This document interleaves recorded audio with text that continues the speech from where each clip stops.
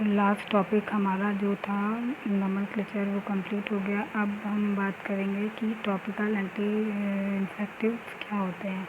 Topical मतलब जो skin पे आपके अप्लाई किए जाते हैं उन्हें हम कहते हैं टॉपिकल, ठीक है। एंटी मतलब अपोजिट, इन्फेक्टिव मतलब इन्फेक्शन। तो जो आपके इन्फेक्शन के अगेंस्ट वर्क करते हैं, स्किन पर अप्लाई किए जाते हैं, वो टॉपिकल एंटी इन्फेक्टिव्स होते हैं। तो टॉपिकल एंटी इन्फेक्टिव्स में से देखिए आपका आएगा एंटीसेप्टिक्स एंड डिसइंफेक्टेंट्स। दो चीज़ें आपकी आएंगी। तो एंटीसेप्टिक भी आपने पढ़ा है और डिसइंफेक्टेंट भी आपने पढ़ा है। तो एंटीसेप्टिक्स मतलब हो गए, anti means opposite, septic means जो आपके घाव होते हैं। तो जो आपके घाव वगैरह पे यूज़ करते हैं उन्हें कहते हैं एंटीसेप्टिक्स। डिसइंफेक्टेंट्स, डिस मतलब ख़त्म करना, इन्फेक्टेड मतलब जो इन्फेक्शन कॉज करते हैं उनको। तो अपने आप ही नेम से क्लियर हो जाता है आपका कि आपको क्या मतलब डेफिनेशन लिखनी है। तो डिसइंफेक्टेंट और germicide is a chemical substance, मतलब एक डिसइंफेक्टेंट जो होता है या जर्मिसाइड्स होते हैं वो एक केमिकल सब्सटेंस होते हैं विच डिस्ट्रॉय माइक्रो ऑर्गेनिज्म, जो कि मतलब ख़त्म करते हैं आपके माइक्रो ऑर्गेनिज्म को। Spores of a microorganism are not usually killed by disinfectants. तो कहा जा रहा है यहाँ पे ये जो स्पोर्स होते हैं, ठीक है, तो स्पोर्स को हम मतलब किल नहीं कर सकते हैं डिसइंफेक्टेंट के, बट ये मतलब डिसइंफेक्टेंट से माइक्रो ऑर्गेनिज्म के स्पोर्स को हम किल नहीं कर सकते हैं, लेकिन क्या करेंगे, डिस्ट्रॉय कर सकते हैं माइक्रो ऑर्गेनिज्म को। तो डिसइंफेक्टेंट में आल्सो भी मोर स्पेसिफिकली नेम्ड एज बैक्टीरिसाइड्स। तो फंगिसाइड्स, एरिसाइड, एमिसाइड, मतलब कहने का ये है कि डिसइंफेक्टेंट जो होते हैं वो कई नाम से बोले जा सकते हैं, जैसे बैक्टीरियासाइड्स हैं, फंगिसाइड्स हैं, वायरस मतलब जो बैक्टीरिया पे होते हैं तो वो बैक्टीरियासाइड्स, फंगस पे हुए तो फंगिसाइड्स, वायरस पे हुए तो वायरसाइड, अमीबा पे हुए तो अमीबोसाइड्स। तो ये चीज़ें हैं। डिसइंफेक्टेंट जो होते हैं वो आपके कई नामों से अलग अलग बोले जाते हैं। When they are use to kill bacteria, fungus, virus, amoeba, ये चीज़ लिखी ना, देखो मतलब जब इन्हें जिस बैक्टीरिया के लिए यूज़ किया जा रहा है उस बैक्टीरिया के लिए ही इनको बोला जाएगा, है ना। तो जैसे ये है ना आपका लिखा हुआ कि बैक्टीरियोसाइड्स है तो आपके बैक्टीरिया के लिए, फंगिसाइड्स है तो फंगस के लिए, वायरसाइड्स, अमीबोसाइड्स है तो अमीबा के लिए। They can be use for the external sterilization of instruments, articles, surface etc। इनको जो है हम यूज़ करते हैं स्टेरिलाइजेशन के लिए एक्सटर्नली। डिसइंफेक्टेंट कैसे यूज़ किए जाते हैं, एक्सटर्नली। तो कैसे, किन पे स्टेलाइज करने के लिए, इंस्ट्रूमेंट्स को, आर्टिकल्स को और सरफेस को। तो इन चीज़ों को आपको स्टेलाइज करने के लिए इनका यूज़ करना होता है। And also for room sterilisation, और इसका काम रूम स्टेलाइजेशन के लिए होता है। जैसे आप लोग कॉलिंग यूज़ कर रहे हो, है ना, सैनिटाइज़र यूज़ कर रहे हो, वो सब सबके हो गए। बात वही है कि सब स्टेलाइजेशन के लिए डिसइंफेक्टेंट ही है। Sterilisation is a total elimination of all kind of microorganisms including their spores, and the product thus obtained is said to be sterile। जो स्टेलाइजेशन होता है वो एक तरह का पूरी तरह से एक माइक्रो ऑर्गेनिज्म को एलिमिनेट करने का एक जरिया होता है ना। जो इसके स्पोर्स होते हैं और जो प्रोडक्ट होते हैं वे obtain is said to be sterile, तो इन्हें हम स्टेराइल कहते हैं। An antiseptic is a substance, एक एंटीसेप्टिक वो सब्सटेंस है जो कि डिस्ट्रॉय करता है माइक्रो ऑर्गेनिज्म को बाय इनहिबिटिंग देयर ग्रोथ, इसकी ग्रोथ को इनहिबिट करके। They can be safely applied to the skin और mucus membrane to prevent species. ये जो होते हैं सेफली अप्लाई किए जाते हैं स्किन पर और म्यूकस मेम्ब्रेन पर, प्रिवेंट स्पीसीज को प्रिवेंट करने के लिए। The same substance can be used, तो जो सेम सब्सटेंस होते हैं उनको यूज़ किया जाएगा एज डिसइंफेक्टेंट की तरह और एन एंटीसेप्टिक, एक एंटीसेप्टिक की तरह depend upon the concentration in which it is use. मतलब ये डिपेंड करता है कंसनट्रेशन पर कि क्या कंसनट्रेशन में यूज़ किया जा रहा है उस पर। अब good example is phenol. Phenol एक अच्छा एग्जांपल है, कार्बोलिक एसिड एक अच्छा एग्जांपल है। एंटीसेप्टिक्स एंड डिसइंफेक्टेंट्स जो होते हैं वो एक्सर्ट करते हैं इनके एक्शन को थ्रू वेरियस मैकेनिज्म, मतलब वेरियस मैकेनिज्म मतलब अलग अलग मैकेनिज्म से।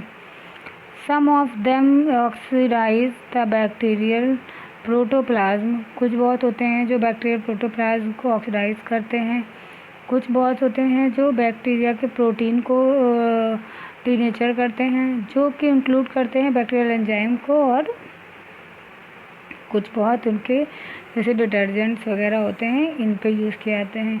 There bye increasing the permeability of bacterial cell membrane, ये क्या करते हैं, ये बैक्टीरियल सेल की परमेबिलिटी को इंक्रीज करते हैं।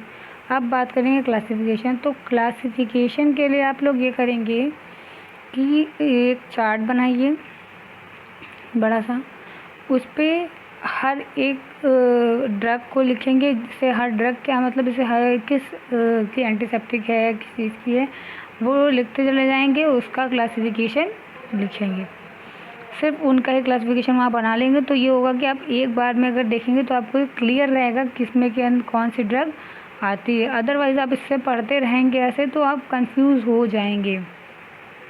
नहीं चार्ट है तो कॉपी का 20 का पेज निकालिए और उसमें आप पूरा लिखते चलिए क्लासिफिकेशन कैसे होगा, ऐसे याद कर पाएंगे। अदरवाइज़ यही होगा कि आप बाद में सब कंफ्यूज हो जाएंगे क्योंकि इसमें बहुत सारे क्लासिफिकेशन है। अब बात देखिए क्लासिफिकेशन में क्या लिखा है, antiseptics and disinfectants are also known as topical anti infectives. तो जो आपके एंटीसेप्टिक्स और डिसइंफेक्टेंट्स हैं उन्हें कहा जाता है टॉपिकल एंटी इन्फेक्टिव, क्योंकि ये जो लोकली अप्लाई होते हैं, सरफेस पर अप्लाई होते हैं, क्यों, इस पर इन्फेक्शन को प्रिवेंट करने के लिए। क्लासिफिकेशन देखिए क्लासीफाई कैसे किया गया है। फिनॉल में 4 हैं तो आप लोग ऐसे नहीं लिखेंगे, ये जैसे हैं है ना, तो आप बनाएंगे पूरा चार्ट ऐसे ऐसे। अब बनाएंगे यहाँ फिनॉल, यहाँ कैटायन, यहाँ डाइस और यहाँ बेसलेनियस। तो ये 4 तरह के आप बनाएंगे पहले, फिर उसके अंदर में लिखेंगे। देखिए क्या है फिनॉल में, liquefied phenol, chlorocresol, chloroxylenol, hexachlorophene, cationic surface active agent में benzalkonium chloride solution, cetrimide, dyes proflavine, miscellaneous formaldehyde solution है, नाइट्रोफ्यूरेशन। तो नेक्स्ट आपका आएगा पहला फिनॉल। देखिए फिनॉल में आपका स्ट्रक्चर नहीं पूछा जाता है, में भी पूछ लिया जाए तो इसलिए एक बार देख लीजिए क्या है फिनॉल। देखिए फिनॉल जो होता है वो 6 मेंबर्ड रिंग होता है ना, बेंजीन की रिंग होती है 6 मेंबर्ड और उसमें हाइड्रोक्सिल ग्रुप लगा होता है, इसीलिए इसको हाइड्रोक्सी बेंजीन कहते हैं। बेंजीन और हाइड्रोक्सी तो हाइड्रोक्सी बेंजीन। तो देखिए क्या लिखा हुआ है, ड्राइव्ड फ्रॉम बेंजीन स्ट्रक्चर में be called as hydroxy benzene, it is structure is given below. देखो ये स्ट्रक्चर है इसका। It also known as carbolic acid, इसको क्या कहते हैं, कार्बोलिक एसिड भी कहते हैं। It is official as phenol and so as liquefied phenol, इसे ऑफिशियल एक फिनॉल कहेंगे या फिर हम लिक्विफाइड फिनॉल कहेंगे। लिक्विफाइड फिनॉल जो होता है वो 80% वेट बाई वेट होता है फिनॉल का, और दूसरा वाटर वेट बाई वेट होता है 20%। फिज़िकल प्रॉपर्टी क्या है, फिज़िकल प्रॉपर्टी जो होती है वो कलरलेस है या फेंट पिंक है। कैरेक्टरिस्टिक ऑर्डर या फिनॉलिक ऑर्डर है। अगर इसे हम एक्सपोज कर देंगे एयर में, है ना, अगर हम इसे एयर में एक्सपोज करके रखेंगे तो ये क्या होगा, ये पिंक कलर में चेंज हो जाएगा। किसमें चेंज हो जाएगा, पिंक कलर में। फिर phenol it is soluble in water, किसमें सॉल्युबल है ये हमारे वाटर में, अल्कोहल में, है ना।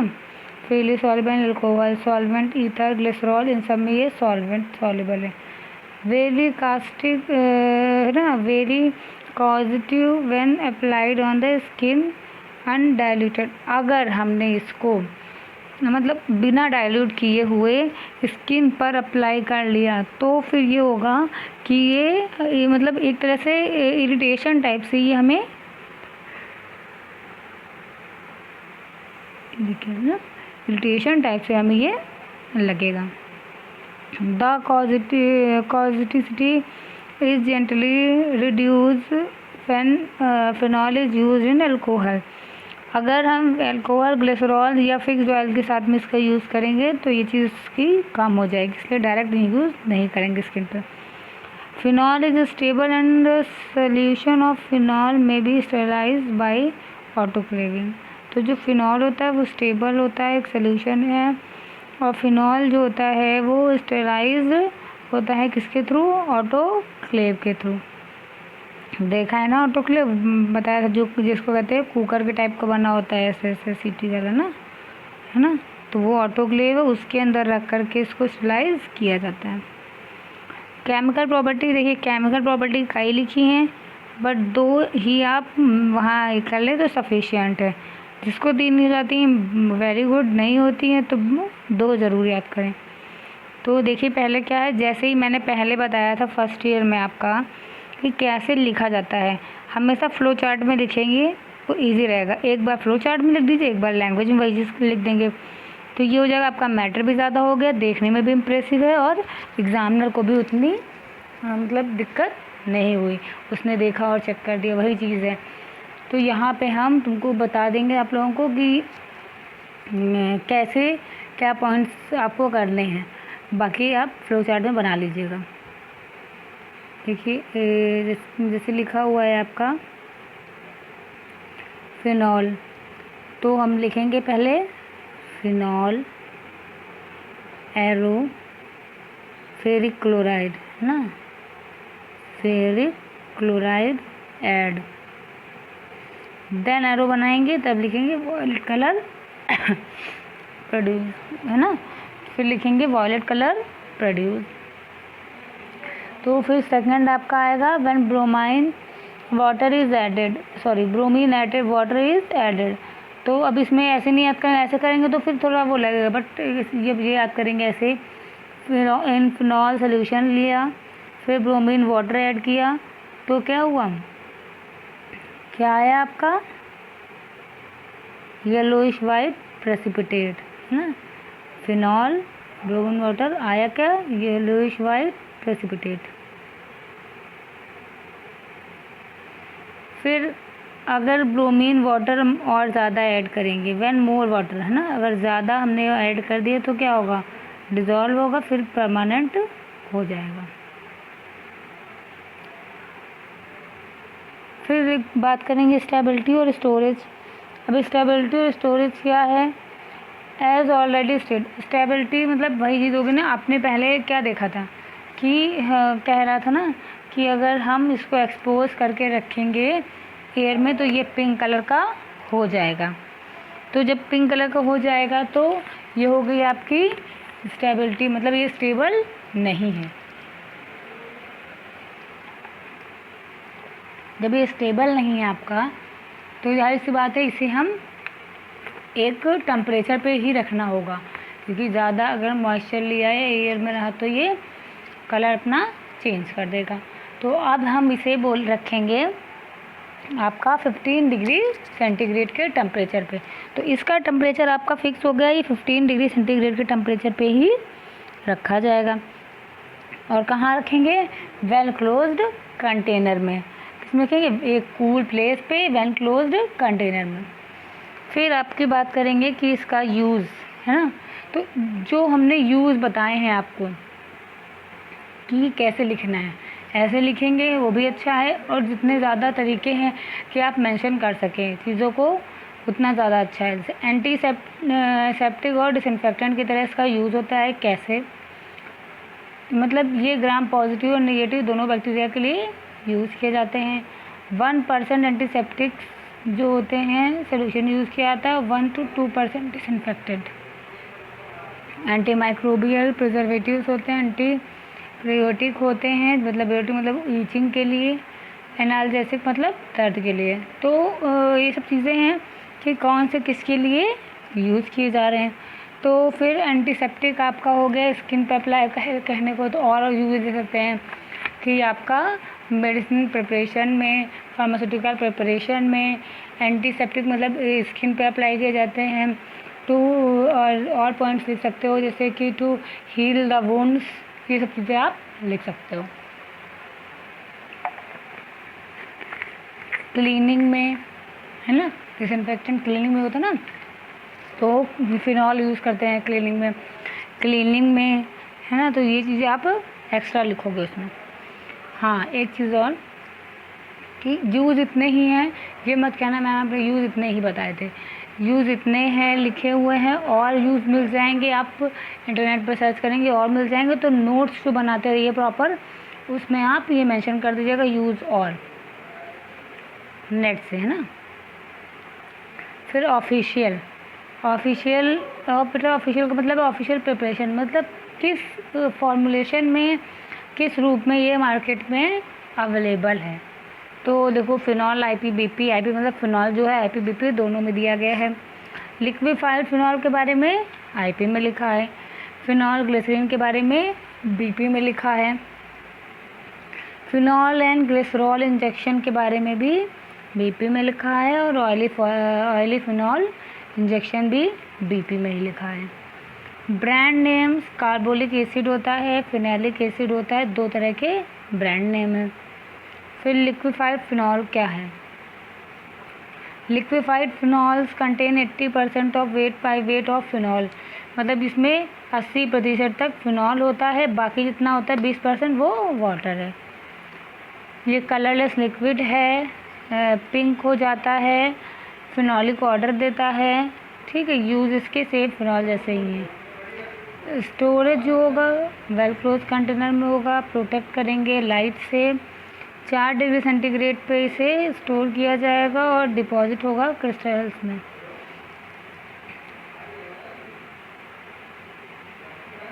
ये ज़्यादातर मतलब इसका जब यूज़ करें उससे पहले ये बेल्ट हो जाना चाहिए। Chlorocresol is a phenol and has a following structure. इसका स्ट्रक्चर इम्पॉर्टेंट है, ठीक है। इसका स्ट्रक्चर आपके लिए इम्पॉर्टेंट है, और इसमें आपका IPSC भी पूछा जाता है।